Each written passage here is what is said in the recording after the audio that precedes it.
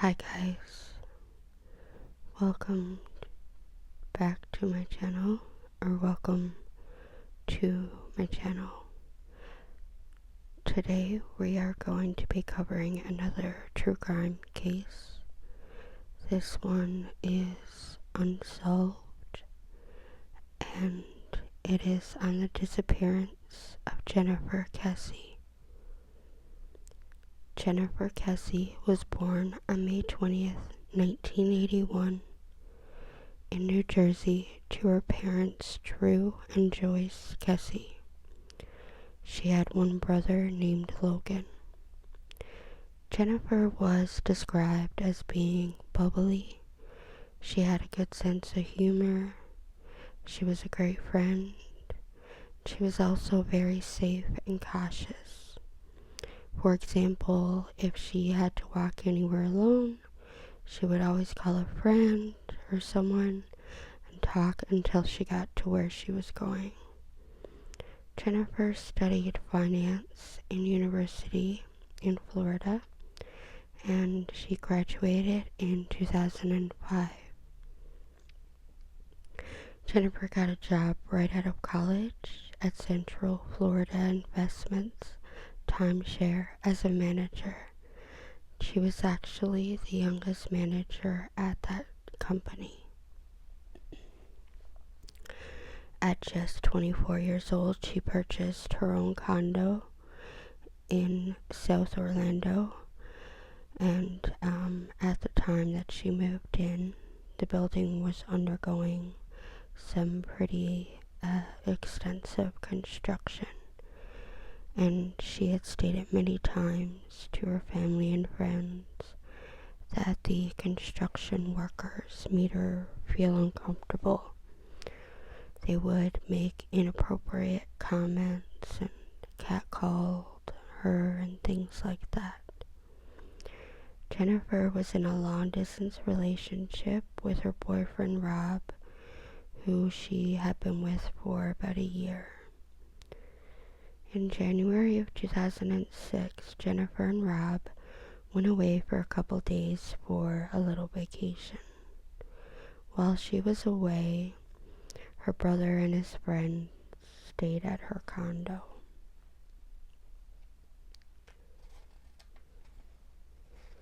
After the trip, Jennifer went back to her boyfriend's and spent the night. And the next morning, on January 23rd, she got up, she got ready, and she drove back to Orlando, which was about a 4-hour drive, and she headed straight to work. Her coworker stated that she was in good spirits and seemed fine. The last time Jennifer was seen in person was at around 6 p.m. that evening by coworkers when she was leaving work. When Jennifer arrived home, she called her parents. She told them that she was very tired and that she had planned to just eat dinner and go to bed. She also spoke to her brother. His friend had left his phone at her place, and she had agreed to ship the phone to him the next day. She also called and talked to her boyfriend at around 10 p.m. that night. And that was the last time that anyone had spoken to her. Jennifer would always call her boyfriend Rob around 7:30 a.m. on her way to work. And the next morning, when Rob didn't receive the normal phone call, he tried to call her and her phone went straight to voicemail. He tried again in about an hour, and again it went straight to voicemail. This worried him a little bit, as Jennifer never ever turned off her phone. When Jennifer didn't show up for work that morning, her coworkers were quite worried, and they called her parents. And right away, her parents contacted the building manager to check her apartment, and when he did, everything seemed fine.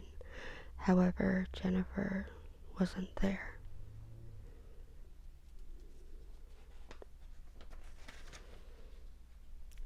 Her parents left right away to drive to Orlando, as they knew that something wasn't right. Her brother and his friend also headed to her condo. They were the first to arrive at about 3 p.m., and her parents arrived shortly after at about 3:15 p.m. They entered her condo and found that everything was in order. There was no signs of forced entry. Her door was locked. Everything seemed fine. There were clothes from the day before there. The shower was still wet, indicating that she had been there that morning, and had a shower, got up and get ready, and left work for work. Her parents called the police to report her missing, and unfortunately the police didn't think that foul play was involved, and they assumed that she would turn up. The family, however, knew that this was not the case, and they began to search right away. They were handing out missing persons posters and talking to people around the area, just asking anyone and everyone if they had seen Jennifer. On January 26th, Jennifer's car was found at an apartment complex near the pool area, close to her building. This area that her car was found was not a safe area. There was a lot of drug trafficking and things like that happening there, and it's not somewhere that Jennifer would typically go to on her own. At this point, the police finally started to take the case a little bit more seriously. When they looked at her car, there was no signs of any damage. The doors were locked, and there were no signs of struggle, and there was nothing missing. The car was completely wiped down. The keys were missing, however, for her car. The police obviously questioned her boyfriend first. He was very cooperative, and gave them all the information that they asked, and his cell phone ping shows that he was at his place in Fort Lauderdale when she went missing. Police decided to check the outside CCTV footage from the apartment complex where Jennifer's car was found. The footage showed someone leaving the car there around noon. They were unable to get a clear picture of the person because of the bars of the fence blocking his face. The FBI were able to tell, though, that this person was roughly 5'3" to 5'5". They were unable to tell, though, if it was a male or a female.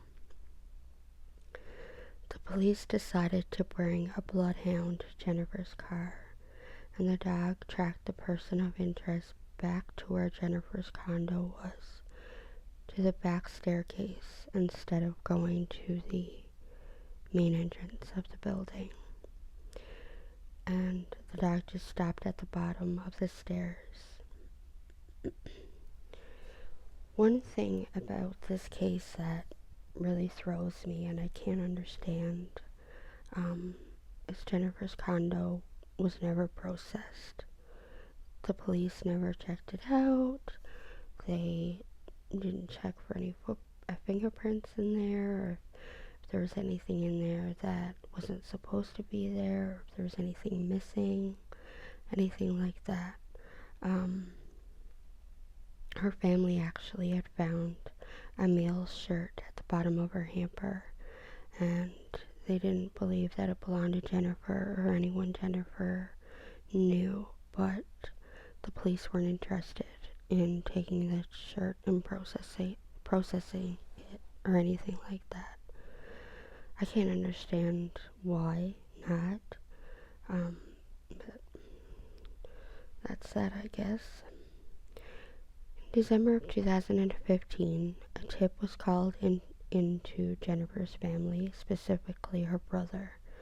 Um, the tip came with a specific location, and the person stated that Jennifer had been held against her will for all these years, and she was killed and dumped at sea and washed ashore at the specific coordinates that were given to her brother. This, of course, prompted a search of the location. However, unfortunately, nothing was found. There are a few suspects, I guess public named suspects. They were never officially named suspects by the police. There was actually nobody ever named a suspect by the police. But the public opinion, of course, the public always has an opinion, and they have a few suspects in mind. The first one being Jennifer's ex-boyfriend, Matt. The night before Jennifer went missing, he was actually drinking at a bar that was directly across the street from Jennifer's condo. He was said to be drinking heavily, and he doesn't live in the area, so I'm not sure why he would be all the way over there across from her condo if he doesn't even live in that area. However, witnesses, I believe it was his roommate, stated that he did go home that night and he did go to work the next day. Another person that the public finds suspicious is a manager that Jennifer worked with. He was very interested in Jennifer. He made advances towards her, asked her out, all the while he was married. She talked to him and told him that she wasn't interested in work relationships, and she was also in a very serious relationship. The manager apparently took it well. However, another employee stated that the manager was quite upset, and he said that the manager stated that Jennifer could do so much better than her boyfriend. A little twist in this, the employee that made these claims against the manager was said to be quite strange and actually was interested in Jennifer himself. He seemed to show jealousy towards the friendship between Jennifer and the manager. I mean, who's to say that he wasn't involved in some way? That's of course speculation on my part, but it seems that the public is throwing this at everybody. So this employee actually also inserted himself into the investigation. He was helping with the search and contacting her family, stuff like that. And then there is the possibility of one of the construction workers that was working on Jennifer's building was involved. These construction workers, some of them have been inside Jennifer's condo more than once. They actually stayed in empty condos in the building while they were completing the construction, and Jennifer had stated many times that they made her uncomfortable. And after Jennifer went missing, over half of the workers left their jobs. However, with that being said, a lot of these workers were undocumented workers, so they may have just been spooked out by the whole situation and didn't want to get involved and risk the chances of getting deported. The last update that I read, that there was a $15,000 reward for any information leading to the whereabouts of Jennifer Kesse. This case is, I think it could be solvable. It's unfortunate that it hasn't been solved yet, I think there were, a few things the police maybe could have done differently.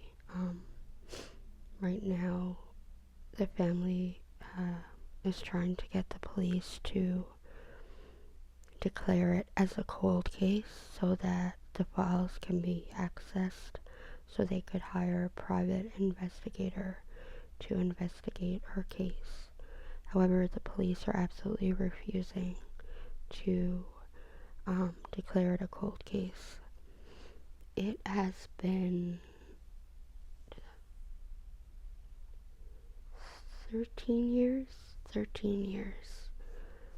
since Jennifer went missing, and there has been absolutely no sign of her, or no sign that the police are any closer to figuring out who did this to her. I think at this point, it might be good to declare it a cold case and get some fresh eyes on this case. I really hope that something breaks in this case soon. Anyway, that's it for tonight's video. I hope you guys enjoyed, and I hope you have a wonderful, relaxing sleep.